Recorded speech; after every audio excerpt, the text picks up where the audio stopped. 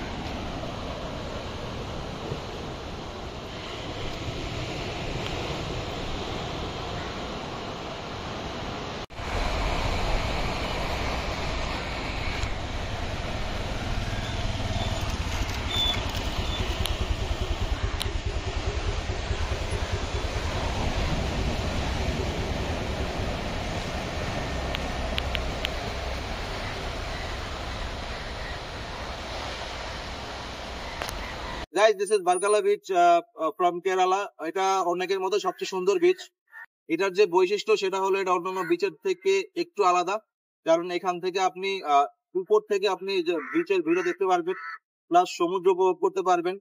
ওই পাশে যে রেস্টুরেন্ট গুলো আছে, রেস্টুরেন্ট হোমস্টে, ওইখানে আপনি বসে বসে অনেক উপর থেকে আপনি সমুদ্রটা উপভোগ করতে পারবেন। পাশেও আছে, এই পাশেও বিচ আছে, মানে আপনি উপর থেকে এবং নিচ থেকে দুই দিক থেকেই সমুদ্র উপভোগ করতে পারবেন। এটা হলো অন্যান্য বিচের থেকে এটা ডিফারেন্স।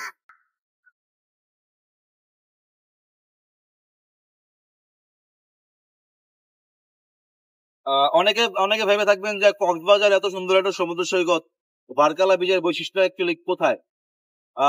কেরালার যতগুলো আমি সি বিচ দেখেছি, কোচি, বারকালা, কোভালাম, সবগুলো সি বিচের অন্যতম বৈশিষ্ট্য হলো এখানে নারকেল গাছগুলো অনেক লম্বা হয়, প্লাস প্রত্যেকটি সমুদ্রের পাড়ে আপনি দেখতে পারবেন অনেক নারকেল গাছ।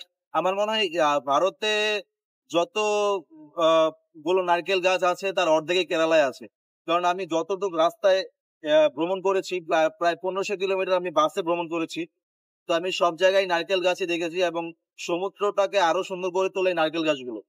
আমার মনে হয় কক্সবাজারে যদি এরকম নারকেল গাছ লাগানো হয় সেক্ষেত্রে আমাদের কক্সবাজারটাও আরো সুন্দর হবে অনেকের কাছে, এবং ভ্রমণ পিপাসু যে ফরেনার গুলো আছে তারাও আকৃষ্ট হয়ে আমাদের কক্সবাজার ভিজিট করবে।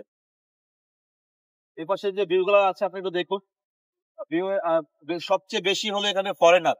আমি কেরালা যতগুলো স্টেটে ভ্রমণ করেছি, আমাদের এশিয়ান টুরিস্টের চেয়ে ইউরোপিয়ান প্লাস আমেরিকান টুরিস্ট অনেক বেশি ছিল। যেখানে গিয়েছি সেখানেই হোমস্টে বা রেস্টুরেন্ট সব জায়গায় ফরেনার, এবং ইউরোপিয়ান এবং আমেরিকান।